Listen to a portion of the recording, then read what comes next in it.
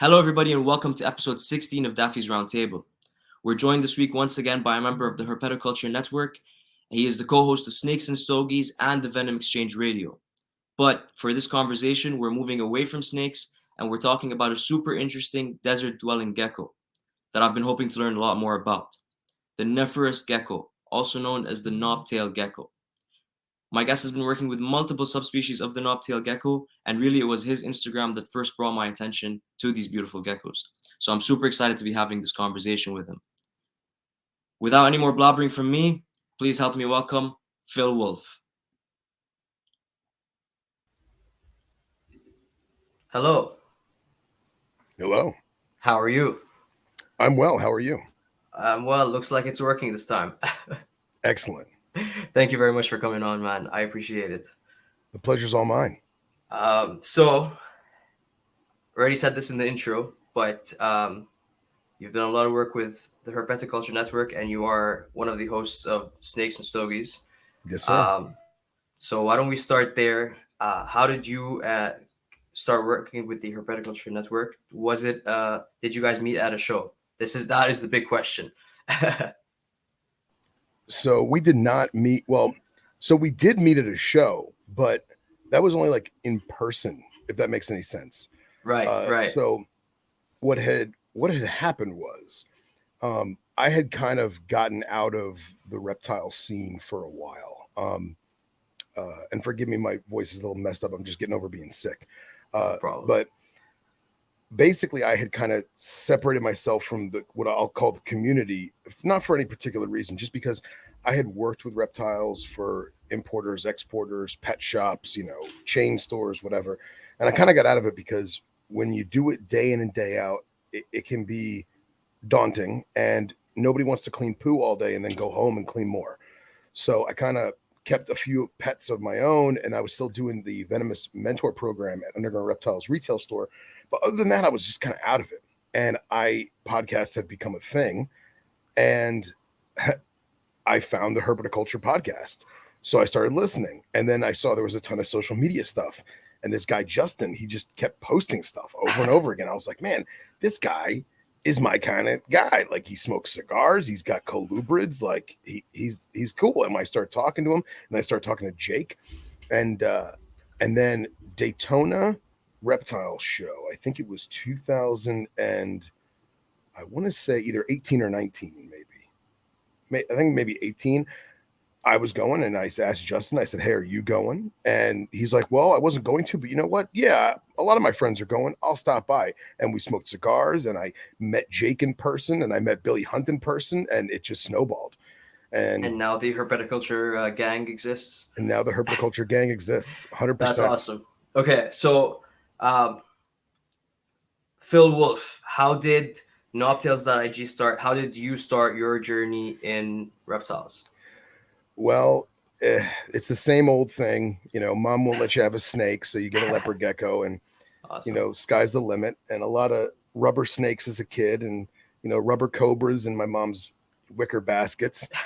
And I always wanted knobtails, man. And like I told the guys on NPR, it had to have been Rescuers Down Under, because when you watch Rescuers Down Under in theaters, because that's how old I am, and you're like, there's a place called Australia. There are lizards with frills. Like, you know what I mean? There's a Joanna lizard that eats eggs. Like, I have to learn more about this, right? For sure. And you stumble across all kinds of reptiles and snakes and geckos. And I was like, why does this gecko have no tail? What is going on here? And I became enamored with it. And I never kept them because they were really rare and very expensive. And I guess I maybe had been 28 or 29 at the time, and maybe even younger. And one of my good friends, Marcus, who runs M&J Ecological, him and I swap a lot of animals. And I'll buy him stuff, he buys me stuff, vice versa. And he had won an Amy Eye in an auction for like $50. And he had it for like a year or two and was like, hey, man, I don't want this thing anymore. Do you want this? And I was like, yes, 100% yes. So I took that Amy Eye, and the thing was geriatric. It was huge. It was like 60 grams, if just shy of it. And I had that thing for a few years, and I was like, wait a minute, I'm an adult. Like, I'm a grown-up. I can have whatever I want. Like, Yeah. I can afford to buy another gecko, and I bought another gecko and another gecko and another gecko. And then I was like, you know what? Everyone who keeps knobtails, they do a hell of a job of it. But no, there's no like knobtail page. You know what I Right. mean? And Right. I wanted to share wild photos. I wanted to share captive photos. I wanted to share husbandry tactics and just the love of the wiggle butts, you know? Yeah. And that's why I made Knobtails.IG, because there was none of that. And as soon as I did that, I'm not saying I take credit for it, but a lot of the Asian breeders in China and Japan, they started making knobtail pages, and it kind of just exploded into this awesome knobtail Instagram Just thing. started a So trend. I don't know if I'm a trendsetter per se. No, that's awesome. And then, so you got the amii. That was your first subspecies. How many subspecies of the knobtail are in captivity? Or first of all, how many are? Do you know how many are in Yeah. existence, and then how many are in captivity? So it's arguable. It's arguable as to what people consider a knobtail. Right. So if you go off of the Nephrurus genus specifically, I want to say there's currently 9. Like, yeah, I could be mistaken, but it should be 9. And then if you count Underwoodosaurus, then you add 2 or 3, depending on who you ask and what papers you read. For sure. But in the U.S., there's about 6. Let me rephrase it. In North America, because I'll include you, my fine Canadian brother. Yes. There's about 7 or so in North America. You've basically got the smooth complex, which would be Levy's, and then Levy's pelbarensis, and then Levy's occidentalis. The occidentalis are more scarce, and most of the color morph stuff that's in the U.S. is pelbarensis. You also have amii. There is asper, which is your prickly, and then you have the both banded knobtails, which would be your cinctus and your wheeleri. There is levissimus as well as delini, and I'm trying to think what else is stateside. That is impressive. There's no shei in North America. I don't care what anyone says. If they claim they have it, it's just a funky looking asper. Okay. And is that because they were never able to import them out? Mm-hmm. It's a Kimberley species. It's a very, very endemic species, and good luck getting it out of Australia. Right. Good luck getting anything out of Australia. At Right, this point. right. Yeah. There are some people in Europe that claim they have it, and I personally, they don't look right. So even if they are shei or shei, excuse me, they may be crossed with asper at some point. I don't know. Again, I'm not a taxonomist in that regard, but For sure. But yeah, I'm trying to think. There's probably one more in North America pet trade that I'm forgetting. But yeah, so that's your main core, and the ones that we see the most is honestly cinctus. That's the one I was gonna ask. So those are the one when people say the knobtail, that's the one they're referring to usually. No, it's usually amii. Oh, it's usually amii. Yeah, amii. Okay. Your centrillion knobtail. They're the largest. They're the spikiest. Okay. They're the ones that come from the Red Center, Alice Springs, in the Northern Territory. And those are the ones that get the biggest. I mean, I made a joke about 60 grams, but the average is probably about 40, 45 grams is a big diesel female. Okay. But yeah, the main knobtail that people, at least in my opinion, when people think of knobtail, they think of amii. Okay. Yeah. I'm pretty. Yeah. You might thinking of the one that I saw at the store, and like that's the general, like my general idea of. I mean, I'll just look it up now just to know that I am actually talking about the same gecko, but I think you're right. I think it is the amii. Yeah, and the cinctus are probably the most prevalent. They're the least expensive. They're probably the easiest to care for in terms of being forgiving as a species. They usually range anywhere from $200 to $400, depending on size and coloration and stuff like that. So a lot more people have them, myself included, simply because they are cheaper, they are more forgiving, and they're more readily available. So right. So that actually is one of the questions I wanted to ask you. So every time I've seen them, you said $200 to $400. Here in Canada, they're like $600 to $700. So let's forget that everything here is more expensive. They are generally a more expensive gecko than your average gecko. Why is that? Are they just harder to breed? Or... No, it's not that they're harder to breed. I think it comes down to availability.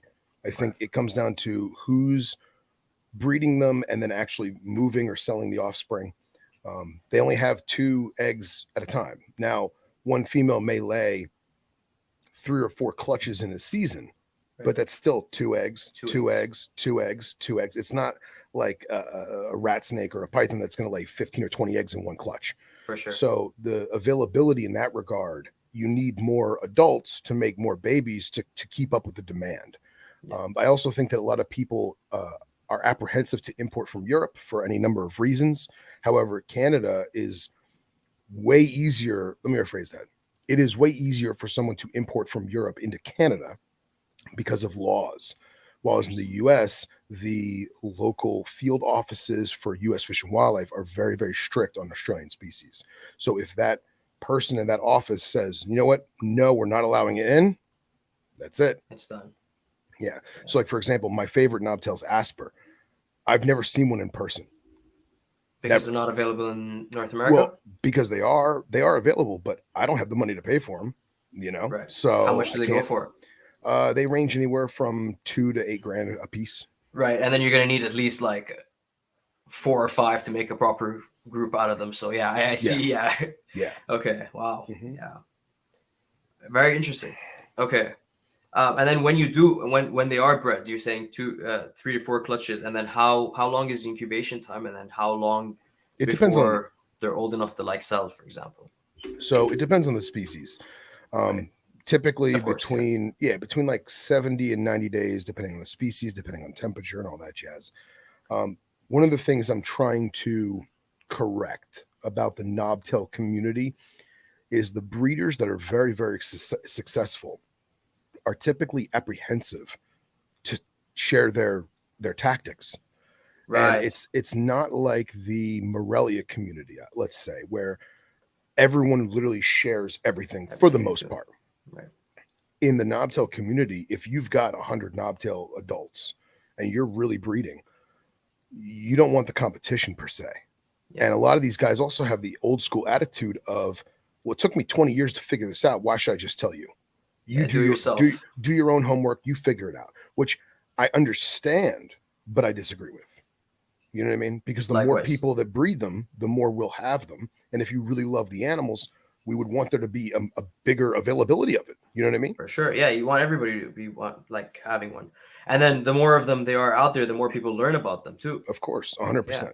100%. No, okay. That does make a lot of sense. Yeah. Okay. So we already covered that they're mostly an Australian species. Do they come from any, are there any knobtails out? Strictly mainland Australia. Strictly mainland Australia. That's Very it. interesting. So then what they call frog eye gecko is not considered a knobtail. Totally different. Nope. Totally different. Okay. Yeah. Technically, as far as I'm concerned, the only true knobtails is the Nephrurus genus. And if you want to include Underwoodosaurus, we can do that too, because they were at one point Nephrurus. And shy of the tail being a different shape and the body structure being a little more lean, they're very, very similar in terms of physiology, morphology, and even genetics. Okay. So very interesting. And those are what we call the barking geckos. Okay. The Underwoodosaurus. Yep. Underwoodosaurus. Okay. Yep. Very cool. And then, so about that tail, do we know what the function of the tail is? Why it's shaped like that? Do they fall off like leopard gecko tails and other gecko tails? Yes and no. So it depends on the knobtail species. So of course, knobtails that have a pronounced tail that retains fat and moisture after the vent but before the knob have the ability to drop their tail as a defense mechanism. I actually have a Cinctus that is a proven breeder, and I got her from my friend in Utah. He has no idea how or why she dropped her tail. She was in a tub, a rack system by herself for months, and she just dropped it, and it grew back. And what's interesting is when they do regenerate their tail, much like a leopard gecko or a fat tail gecko, it never looks the same, you know? Right. Theirs is almost just an entire knob. Just the part that can't say fat. Yeah. So essentially, the fat reserves are still there, but there's no definition to the tail. It's just a giant, almost looks like a keloid. You know what I mean? Yeah. Just big fatty blob, right?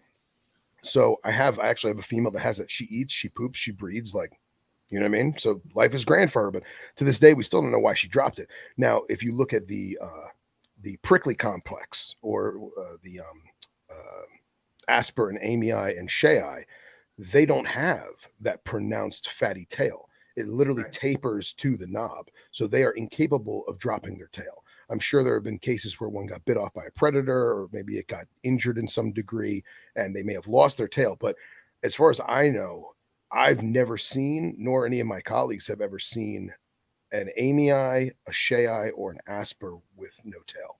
Tail. Okay. So the knob itself, we know, is massively clustered with sensory organs and receptors. Majorly nerve connected, arguably more in depth and more intricate than the face of a shark. Wow. So we always joke like, well, don't touch the knob, don't touch the knob, don't touch the knob, because we don't know what it's doing to them. It could be pleasurable, it could be shocking, it could be painful. We have no idea. I have a good friend in Queensland, Elliot Budd, and he was doing a lot of research with wild aspers through the university that he was at. And they studied the hell out of that knob. And other than knowing that it has sensory receptors in it, they still couldn't figure it out. So eventually, I'm sure as science progresses, we'll learn more about it. But it's also not high up on the list of things to prioritize. You know what I mean? Right, for sure. Now, I wonder, first of all, are they burrowers, and how is their eyesight? Eyesight is impeccable. Big, giant, beautiful eyes. Okay. Incredible night vision. They can also regulate their pupil. I don't know if this is a fact or not, but from myself and some of my colleagues that deal with knobs, they can regulate their pupil on their own. So, if you and I are in a dark room and we walk out in the sun and we go, oh man, my eyes, we don't control the pupil moving. It just doesn't. They can. So there's times when I've like snuck in the room to take a photo at night, and like I'll do like, no flash, long exposure on my cell phone and just kind of like try and get a picture. And if you hold down the iPhone for the live video, you can watch them dilate their pupils in anticipation of my flash. Wow. And at the same time, we don't see it because we don't have that capability in our vision. But a lot of these high shutter speed cameras and video cameras, and whether it's an iPhone or Android, whatever it is, there is an infrared light coming out at some point, an emitter coming out, and we can't see it. But I'm confident that they can, because you'll notice their eye move before I've even, when I'm focusing on the cell phone or I'm focusing on the DSLR, you'll see them like do this. What's going on? Yeah. Because they see that infrared light. I tried using black lights. I've tried using neon lights, and they are very, very keen on different UV spectrums in that regard. Because you also got to think about it too, is a lot of these geckos, they're never out in daylight. These are primarily nocturnal species. I mean, I'm sure there are several that come out crepuscularly, but you're not going to find a pilbarensis walking around the sand dunes at noon, because it's going to crisp like bacon, Right. So these animals come out at night. They live in microclimates that are high humidity microclimates in a scorching hot environment. And with the exception of some of the lower elevation swampy asper that are in the Cape York area that have like a zebra patterning to them, with the exception of those knobtails, almost every knobtail is high heat, very, very arid desert with microclimates of high humidity. That's very, very interesting. Okay. So I asked that because I wonder if the tail kind of, I was going to say, maybe acts as if they can't see the bugs properly, and it kind of, they feel the vibrations of the insects crawling around them or something. Yeah, something like that. But if you're saying they have like impeccable eyesight, so maybe that's but there might be something there. Okay, so you said you just mentioned microclimates of humidity. How do you achieve that in your enclosures? It can be very, very simple. It can be as simple as paper towels and a plastic deli cup upside down as a hide cave. Or you can make it in depth where you have different types of sandy, loomy soil with rocks and crevices and nooks and crannies, where I can lift up a rock and spray the inside of the rock with a misting bottle, misting water, and then close it. And it will retain that humidity for a day or two or three before I need to mist it again. It depends on the kind of keeper that you want to be. There are a lot of knobtail breeders that literally keep their breeder adults on a thin layer of sand, about an inch thick, 2 hide caves, a water dish, and some use a little bowl of calcium. I've never seen them eat calcium like a leopard gecko, but who knows, they might. I'm not watching them 24/7. Right. But Do they you do do a that? very what's that? I do Do not you? do that. No. I dust everything. I do multivitamin and calcium and D3 and all that jazz. Right. I do that for all my feedings, but You don't leave the plate out. But I don't leave the plate out now. Okay. It just gets they kick sand in it and that Yeah, it's ruined. Yeah. Right. Yeah. But there are people that do very, very simple setups like that, or there are people that do the very in-depth naturalistic setups. And just because it's in a tub or a rack doesn't mean it can't be naturalistic. Of course. So like you just can't see how naturalistic it looks. Exactly. Well, course. when you open the drawer, you can. Yeah, when you open the drawer, exactly. Right. Yeah. Just not from the outside. No, absolutely. Yeah. So like for me personally, babies, I always keep babies on paper towels for the first 6 to 8 months. It's not because they can't live on sand. They're from the wild. You know what I mean? Like they're going to live on sand and rock, right? But for me, I'm keeping this animal in captivity and I'm monitoring this baby's health. So I need to watch their poo. I need to watch their pee. I need to make sure that they're actually finding the food and eating the food and it's not just dying under a rock somewhere. You know what I mean? For sure. They're very, very vision based, like we talked about. So they want to hunt. It's like that scene in Jurassic Park where they leave the goat out for the T-Rex. Most knobtails don't necessarily eat from a little feeding dish. They'll just wait and kind of, yeah. Now, if you take a cricket on tweezers and you play marionette, right, and you're moving the cricket in front of it and it catches the movement, it'll dive bomb that cricket. But if you put a cricket in a little dish, the odds of it going to that dish in search of sustenance is very, very slim. So with babies, I leave everything on paper towels for the first 6 to 8 months. And because the setup is simple, I don't have the nooks and crannies to make the microclimate. So by just misting the cold side of the cage, I've now made a quote unquote microclimate because the paper towels are going to soak in the moisture and they're going to retain the moisture for an allotted time. But now I have to be mindful of mold. I have to be mindful of bacteria just festering in there. So that means I'm definitely cleaning the paper towel tubs way more than I do the sand tubs because substrate holds the poo better, you know? Yeah, no, for sure. So. And then, so for the adult enclosures, you don't spray down. You just spray I do. in this. Oh, you do still give them a spray? Yeah, I give them a spray. How often? Usually on the adults, if it is a simple setup, I'll only do it once or twice a week, if that. Maybe once every other week, depending on the time of year. Because my room stays around 30-40% humidity because I'm in South Florida, but I keep the AC running all the time because it's always hot in South Florida. For sure, yeah. So if I notice condensation staying on the inside of the tub, I'm not going to spray. I'm going to let that condensation dry out first. When I know it's dry, then I'll do it again. But I like misting sand and loomy soil because it holds the moisture, right? But as long as you're not soaking the sand, only the surface layers have that moisture. So what happens is it's going to dry and it's going to clump like kitty litter and it's going to make these clumps of sand. So now you're temporarily making a new environment because now it's not just calcium sand inside of a plastic tub. It's chunks of pseudo rock and pseudo stone that if you squeezed it with your fingers, it would crumble into sand. But if the gecko walks on top of it, it doesn't crumble. It's fine. Right. Yeah. So I have a friend up north who just got who makes it? I want to say it's Exoterra. Exoterra makes a new soil sand. So they do the one that hardens into a clay kind of thing. Right. So they do. Yes. Zoomet has excavator sand. Right.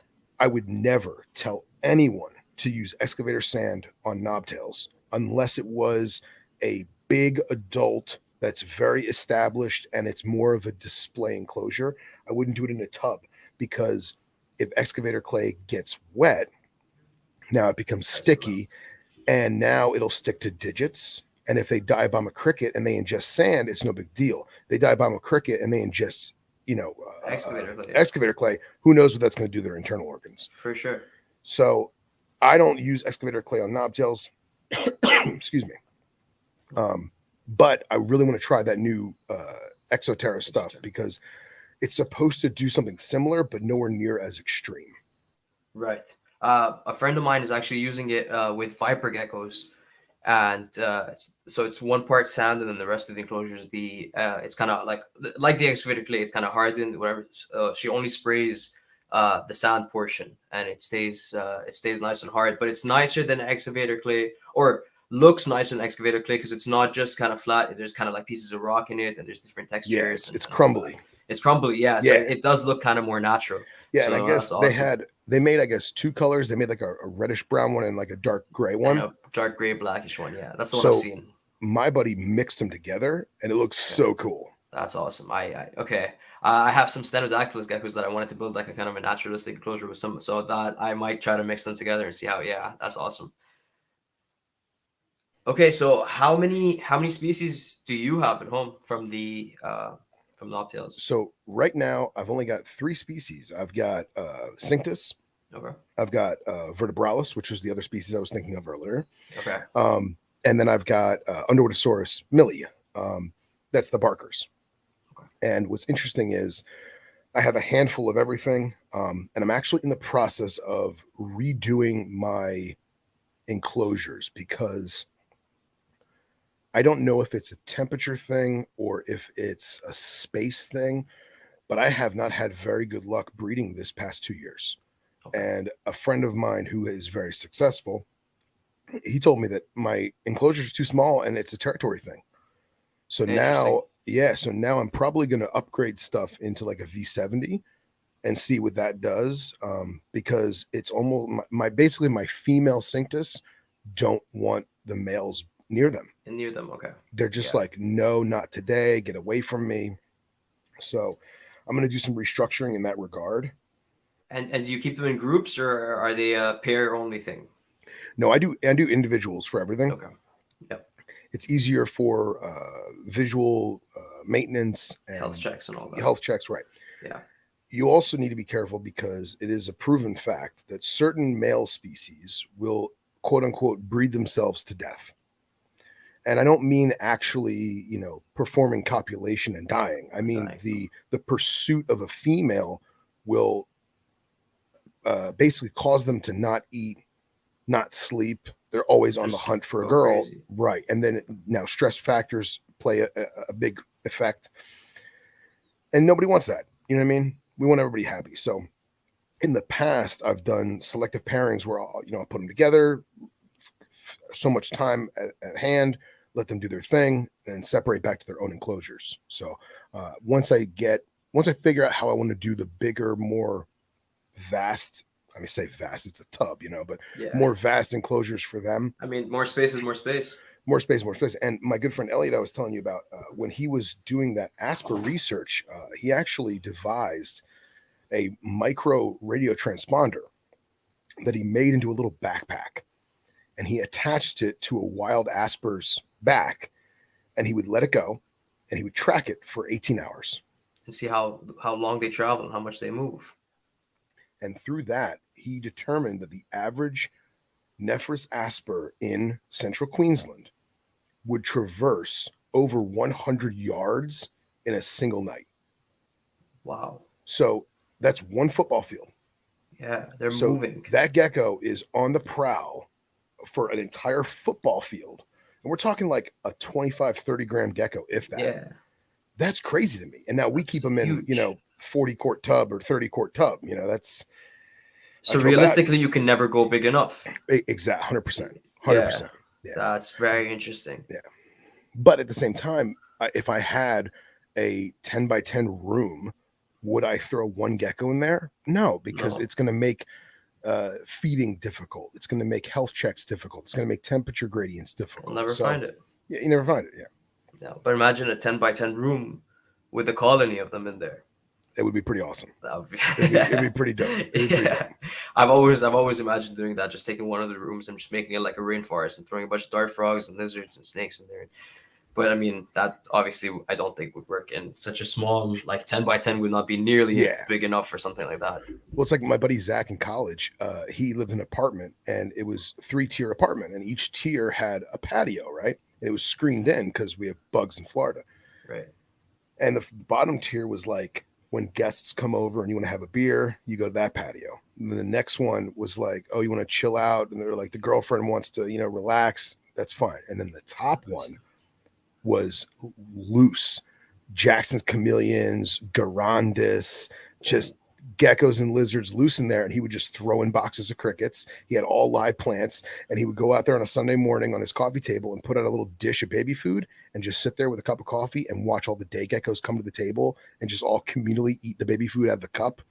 And like, dude, Wow. that's awesome. You know what I That mean? is so cool. Yeah. But if you had a 10 by 10 porch that was screened in appropriately in South Florida where it's tropical, Florida. you could do Yeah. that, you know? Yeah. So I could not do that here. They would survive about a month, and then yeah, if a month. That's very interesting. yeah, man. All right, so then how hard is it to find eggs in the sand? And then are the eggs like delicate and hard, easy to crush when you pick them up? The running joke is if you haven't crushed an egg, you haven't bred enough of them. Okay. I don't agree with that. Okay. I have not yet crushed an egg. Okay, so you haven't bred enough of them. No, you're right. Correct. I have not bred enough of them. I have not yet crushed an egg, but I will say they're not as frail as you think they are. Okay. But at the same time, the hardest part is finding them and digging them up if you have an entirely sandy bottom. You know what I mean? If a lot of guys will leave the tub really, really dry right before laying, and then they'll add a deli cup of wet sand and wet stone and rock, whatever, so that she automatically goes to that. And then you could just take that deli cup out and just carefully sift through that deli cup. And is that a method you use? I'm sorry, what was that? Sorry, is that a method that you use, or do you just I look have. through the entire sand? I have. I don't like it because what happens is, in my experience, the girl will kick out all that wet sand to get to the bottom, Okay. and then realize it's too moist or too dry, and then she'll climb back out, and then all that sand she kicked out, she'll just lay right there. Right there in that. Okay. So yeah. it depends on the girl. It depends on the species. I've stopped doing that simply because that's what my lizards do. And mom does a really good job of hiding the eggs. Okay. I don't know how anyone would ever find those eggs in the wild, like on purpose. It would, to me, it would be impossible. But in captivity, first thing you do, take the tub out, look underneath it. And that way you can just see, because they're going to go to the bottom of the tub and they're going to lay right on the bottom. So they're clear tubs then?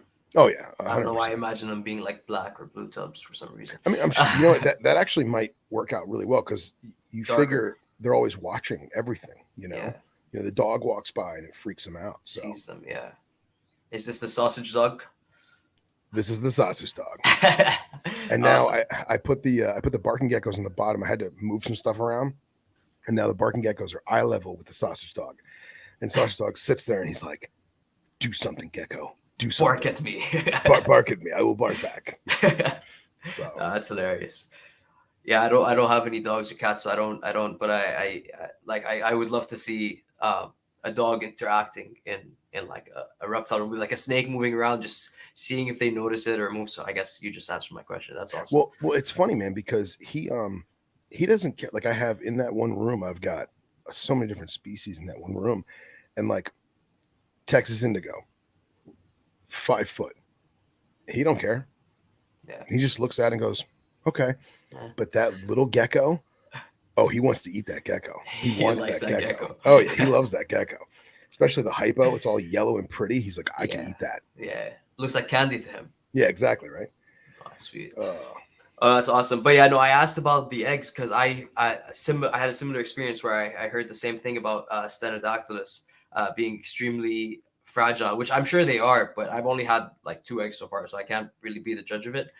But I was digging through the soil looking for them, not knowing where they were, and then my finger hit one pretty hard, I'm not gonna lie. And I definitely like moved it out of its space, shifted it, whatever. And then when I realized that was the egg, I undug it and it was fine. So I didn't break. I had to pull it out with a spoon after that because I was terrified. But well, let me ask you on the Stenodactylus, how much substrate sticks to the fluid on the outside of the egg when it's laid? None. See, that's another thing that I always find interesting is on the Nephrurus, maybe it's, I don't know if it's because we're all using the same type of calcium-based sand or quartz-based sand, but the eggs get covered in sand to the point where they look like they're made of sand. and I'll sit there with my finger and I'll just rub it gently, and then boom, there's a cream colored egg. So I'll do that for the most part. And I know other breeders, they don't have that issue. I don't know if maybe my sand's too moist. Maybe my geckos are too moist. Who knows? But maybe mine is too dry. yeah, maybe. Who know? Yeah. Maybe who knows what the benefit is? Like I'm sure, like they could be sticking. The sand could be sticking to the eggs in the wild as well. Maybe Yeah. it's beneficial to the eggs. That's interesting. I never even consider that. Now I will again say that I've only had them for a couple of months, and that was my first clutch with them. So she is looking like she's laying soon. I'll keep you updated, but let me know. It could be like a once in a time thing. I'll try to keep it a little more moist and see if that Yeah, changes anything. Who knows, man? Who knows? But definitely look under the bottom of the tub so you don't go digging in the wrong spot. That 100%. That's a great tip. Thank you. Awesome. Yeah. So now that we covered Knobtails, I do want to touch on a little other things that some of the other things that you do. So you are wearing the Venom Life hat. Yes. Do you want to talk about keeping venomous species a little bit? How did you get into keeping venomous? I know you mentioned earlier you're teaching. You teach like a module on venomous handling. Right. So in the state of Florida, you have to achieve so many hours of hands-on experience to get a license to possess venomous in Florida. So you basically have to apprentice or intern underneath someone who's a mentor. Sadly, there's no real criteria as to what is a mentor. What's considered okay. However, it's someone who's licensed and has animals in their facility. So depending on what you want to do, it may take a few years, it may take several years.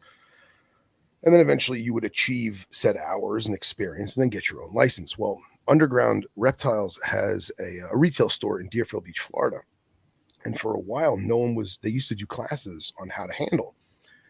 And no one was doing it for some time. And the owner of Underground, Ryan, he asked me, he's like, hey man, do you want to come and, watch these guys, not die kind of thing? Yeah. I said, sure. Well, I'm coming here hanging out anyway. And it snowballed. And, I've been doing that. I did that for about 10 years straight, mentored a lot of people. And I like doing a program like that specifically because it weeds out the people that are not serious. And I don't mean that in a negative way. No, absolutely not. There are people that think they want to do it and then they learn that they really don't. Or they're too scared, or they don't have anything else to handle. I mean, it's not something that's easy. You're handling a dangerous animal that could potentially kill you. That's not something anybody can do. Right. And I think that there are people that want to do it just for the Instagram likes. And those people, they're gone in like a month. Like, I was about to say, I commend you for being a venomous keeper who's not free handling on the Instagram and on YouTube. Yeah, it's not difficult to not do, bad safety protocol. Right. So, but yeah, what happens is it's a very boring start. And I do that on purpose because I want to see who's dedicated. So for the first 10 weeks, you don't touch a single animal. You're just learning about the venom. You're just watching. You're just watching the routine. You're watching protocol, and you're learning the safety protocol. And like my good friend Henry always says, it's not a handling class; it's a safety class. It's things that you need to know and need to learn, so that no accidents or negligence happens. Because we can't afford an escape, we can't afford an envenomation. Those just do not happen, and we need to keep it that way. So for the first 10 weeks, there's no interacting with animals. It's actually the first 4 weeks is watching and learning technique and protocol, how to open a cage, how to walk in the room, all that stuff. And then the following 6 weeks is someone who is more experienced than that person is going to remove the animal, and then you're going to clean the cage. But at the same time, I do reverse teaching. So what I'll do is I'll basically instruct on how everything goes step by step. And I mean very, very vivid articulation step by step. And then after I feel that the apprentice has gotten the gist of it or gotten the hang of it, I'll have them teach the handler. Right. So they're basically verbally articulating a step-by-step procedure on extracting that animal from the enclosure safely, cleaning its enclosure, feeding it, hydrating it, whatever it is, and then putting the animal back. And go so far as like step by step by step monotony, right? Just like burn in your mind muscle memory. And we make the joke all the time, like there's so many bad habits that we have as reptile keepers when regards to venomous, that it's easier for me to teach someone who has no idea about anything about snakes than someone who's been keeping snakes for 10 years. Right. Because there's habits that they don't know are bad. Or they just that they're already engraved in their brain. Right. Okay. Right. So basically 10 weeks of that. And then we start small stuff, pygmy rattlesnake, copperhead, that kind of stuff.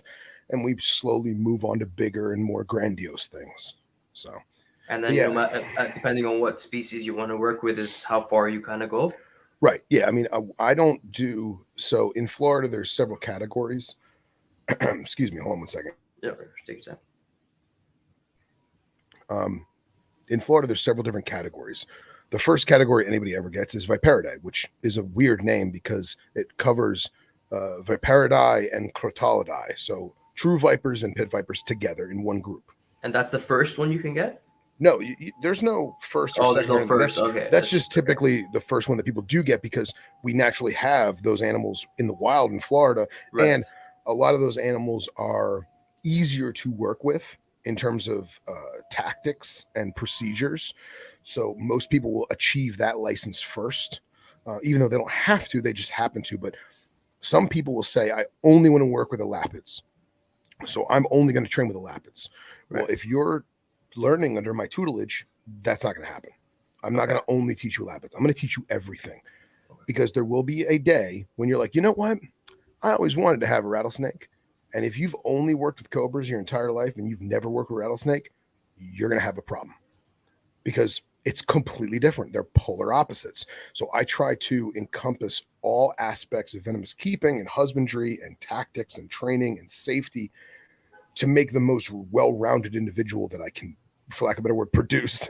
Not to toot my own horn, but if you're going to train with me, not necessarily under me, if you're going to train with me, I need you to learn all those aspects. So the goal is to get the student or the apprentice or the intern on the same page as me and my colleagues and my friends. Right. Because then one of these days it could be a danger for you guys as well. Right. Now, is it a one-person apprenticeship, or is it like kind of a class where there's like 5-6 people? Or so in the past it's been 5-6 people. The problem is when you only have so much time and you only have so many animals, it's difficult to have people gain the experience in the allotted time with the allotted animals. So if you've got 5 people and you only have 10 animals, well, not everyone's going to have a full evening of training. You know what I mean? Right. If you have 100 animals and 5 people, now you can get a lot more training, a lot more experience done.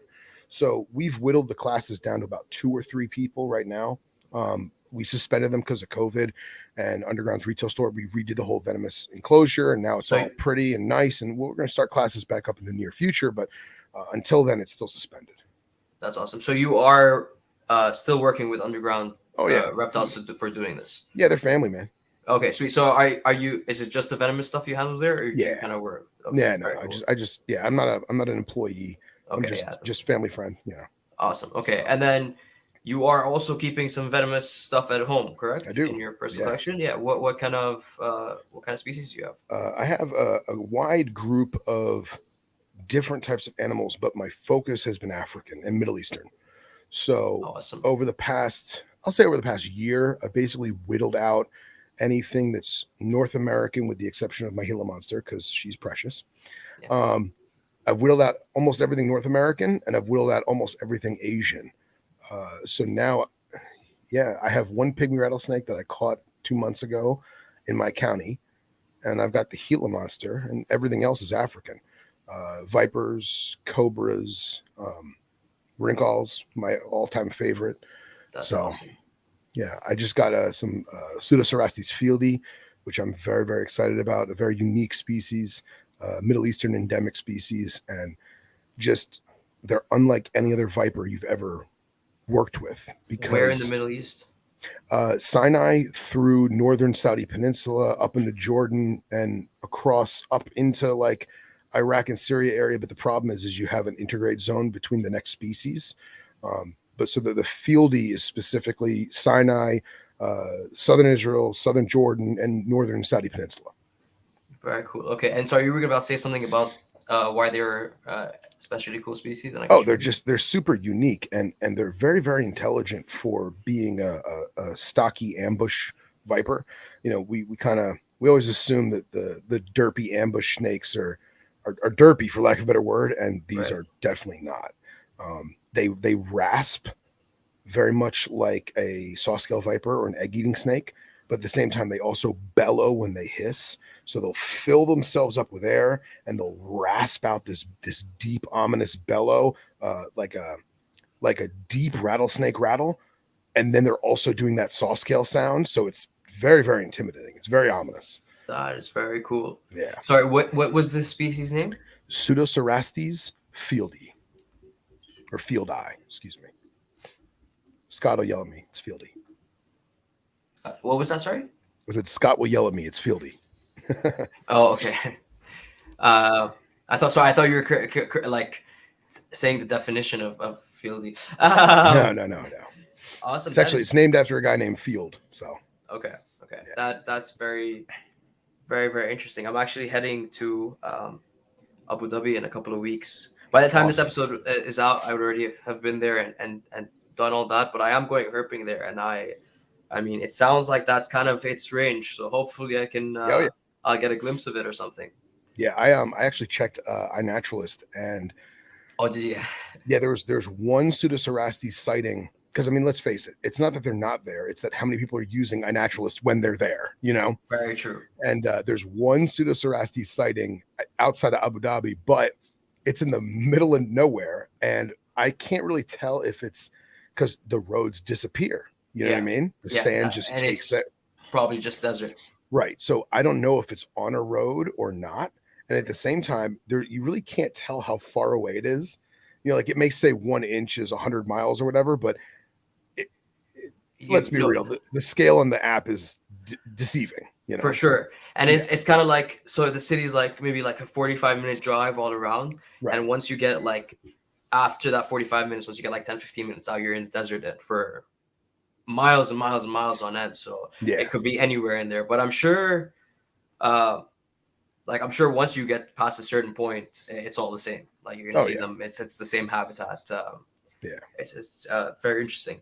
And it's Um, crazy too, is that the phenotypes of the same species throughout the Near East is just phenomenal. So if you look at the Pseudocerastes that come out of the southern portion of the Sinai, they're very, very light in coloration with almost milk chocolate dots and saddling to them.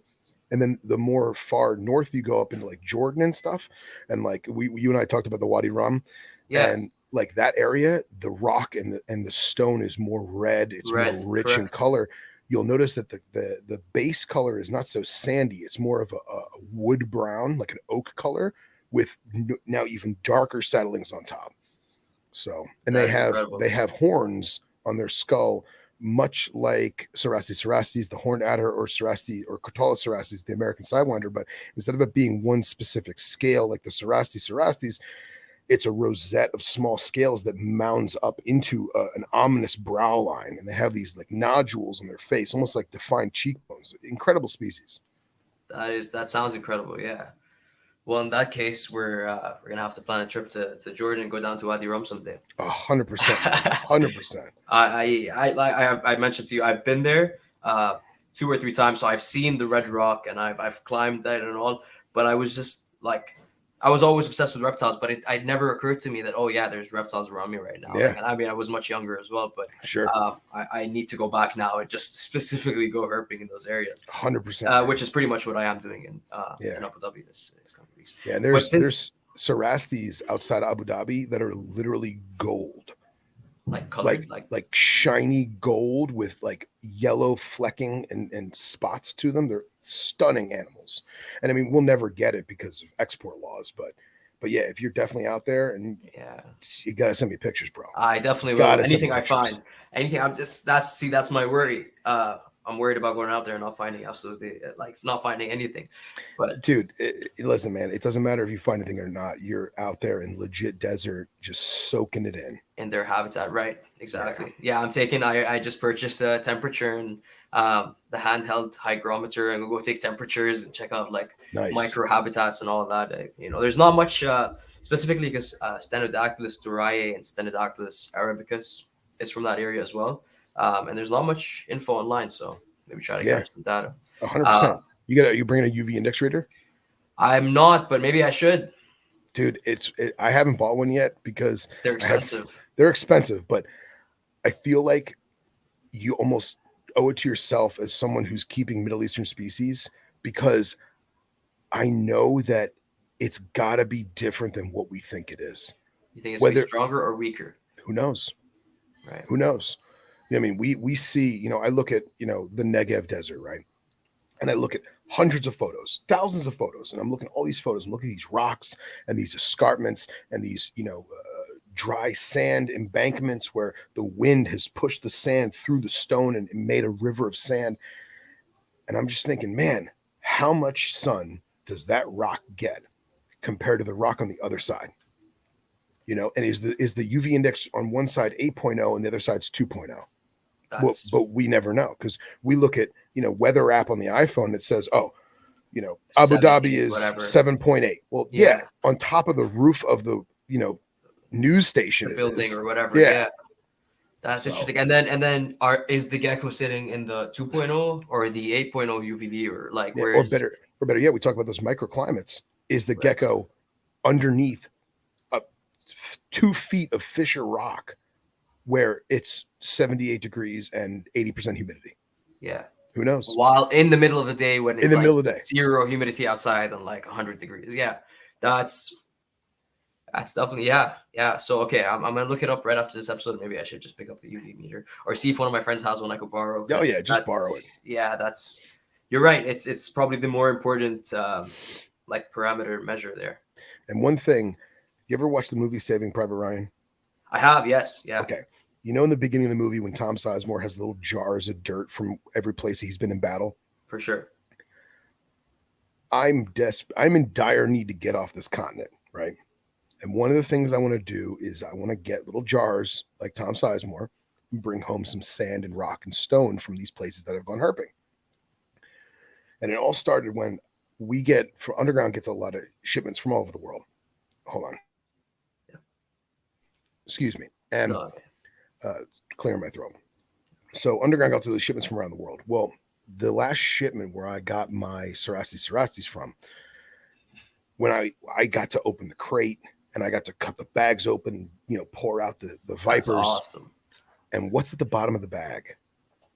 Beautiful, smooth, golden sand. Straight from the desert. So I mean, this could be the desert in the parking lot where the guys bagged them up. I don't know. But in my mind, it's the middle of the desert, right? Right. And I took a paper towel and I just kind of scooped it into a little cup and I took it home with me. And I sprinkle some of that sand in every enclosure of the new species I got in, so that at least there's some smell, some particle that says they're still at home, Right, yeah. And now I know exactly what color the sand should be too. So as far as aesthetics and husbandry, in my mind, I'm killing 2 birds with 1 stone. You're getting one step closer, 100%. Yeah, that's very interesting. So yeah, so you think I should take a jar with me and collect some sand and bring it back? Yeah, man, it can't hurt. And is that allowed? I don't know. I was just about to say, if Customs wants to throw it out, it's dirt. Throw it out. Yeah, true. Yeah, that's not a bad idea.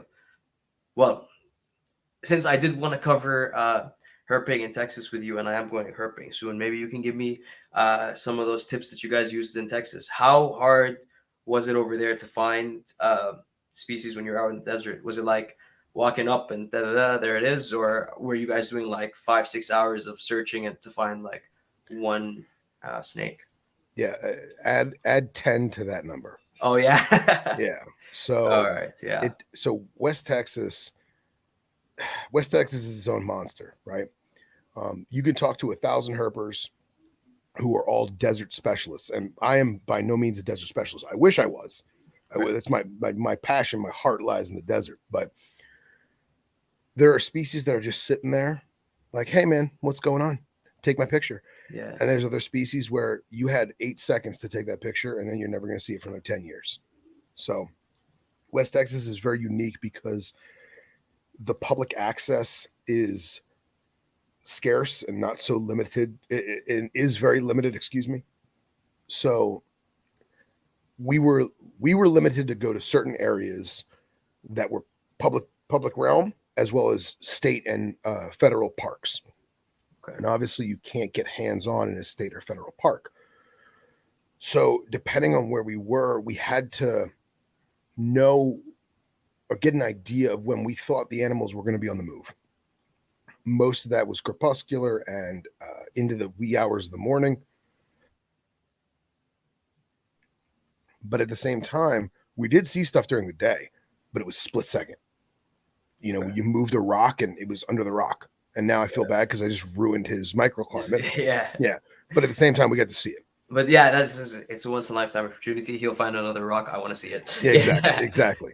Yeah. So a lot of it was nighttime stuff because it's way cooler at night, you know? So, and from what I gather from the Middle East, it's the same exact way.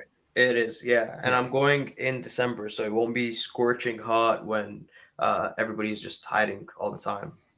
Even at night. What's the it's December now. What's the temps there? 20th 20 degrees Celsius. I'm not sure what it is in Fahrenheit. Yeah, 22 right now. 71% humidity, and the UV index is 0, but it is dark. Yeah. Very cool, man. Very cool. Yeah. No, it's awesome. So any highlight species that you found there? Oh man, Coleonyx, 100% Coleonyx. Crotalus ornatus, the ornate blacktail. I had my hopes for that, but you never want to have like, you never want to tell yourself, oh, I'm gonna see it. Because then you're not. So I was like, you know what? If we see it, great. If we don't see it, oh well. And we happened to see it, and that was just phenomenal. Seeing that animal in the wild in all of its big, powerful majesticness with the black raccoon mask they have, and awesome snakes. Beautiful. Yeah. But honestly, like of all the cool stuff we found, the horned lizards. Hands Did you get down. to see them? Oh, we caught probably 7 or 8 of them. That's and awesome. Just like looking at their natural habitat and seeing them just chilling in the wild, just at noon, just sitting there on a rock, just loving life.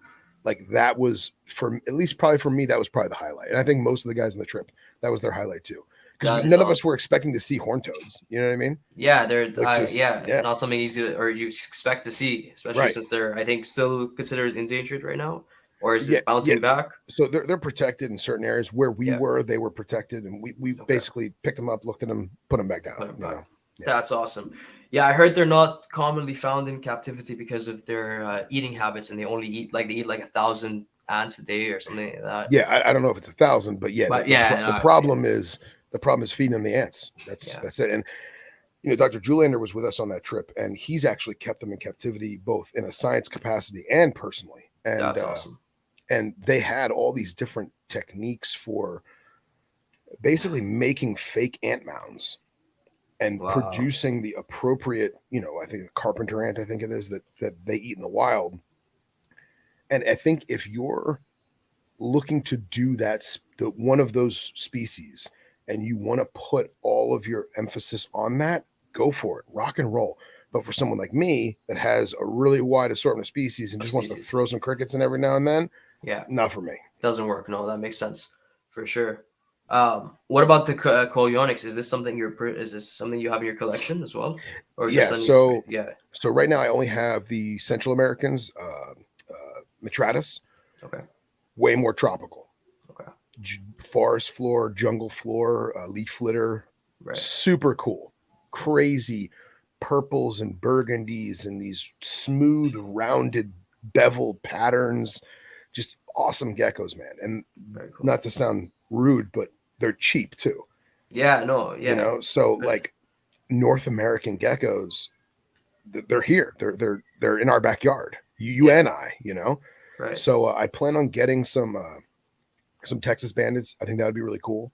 But right now I only have the Metratus. So very, very cool. Any breeding projects going on that you want to talk about? Not really. I got geckos as a whole. I basically took this year off completely, let them do their thing, figure out how I want to change my caging because I'm not happy with it. Right. And then I have a ton of baby stuff that I'm growing up, colubrids, pythons. I actually have West Poplin carpets. They're paired up right now. I don't know if they're actually copulated, but they're in the cage together. We'll see what happens. That's awesome. So you're not just working with geckos, then you do have like a wide, Oh yeah, like diverse selection of snakes. Okay, that's very cool. Yeah, I would say right now the majority of my collection is elapids and colubrids. But yeah, I mean, I've got carpets, I've got water pythons, crebos, milk snakes, king snakes, corn snakes. I got one Transpecos rat snake. I'm trying to think what else. That's I don't awesome. know. What about? No, yeah, that's cool. What about gecko wise? Is it just the Knobtails, or are you keeping anything other than? Oh, and you mentioned the Yeah, the Clogonics. Coleonyx. Yeah, that's it for right That's now. just it. So, Okay. Yep. Very, very cool. Okay, well, I think that's about all the questions I have for you written down here. Cool, man.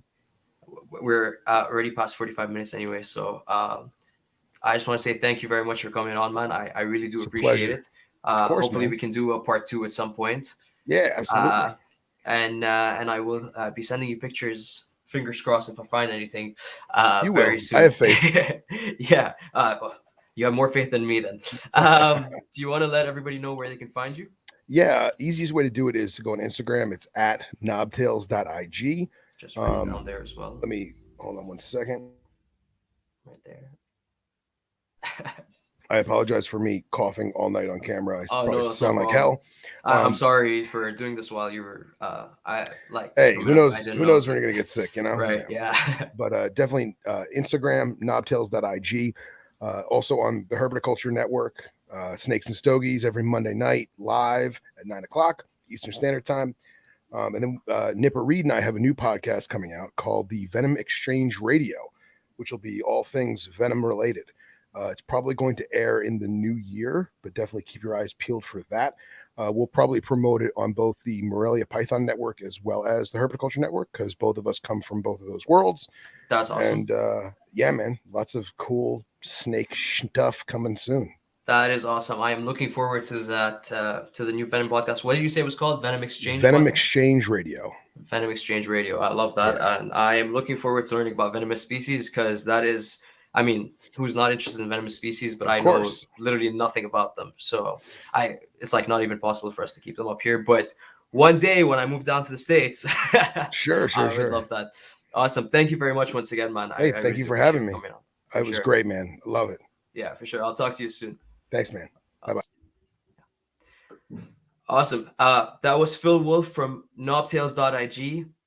Thank you very much to him for coming on. That was a great conversation. We learned so much about the Knobtails, and talking about venomous species is always fun. I am Daffy's Reptiles on all social media platforms, Daffy's Roundtable for the podcast on all streaming platforms. And thank you very much. We will see you next time.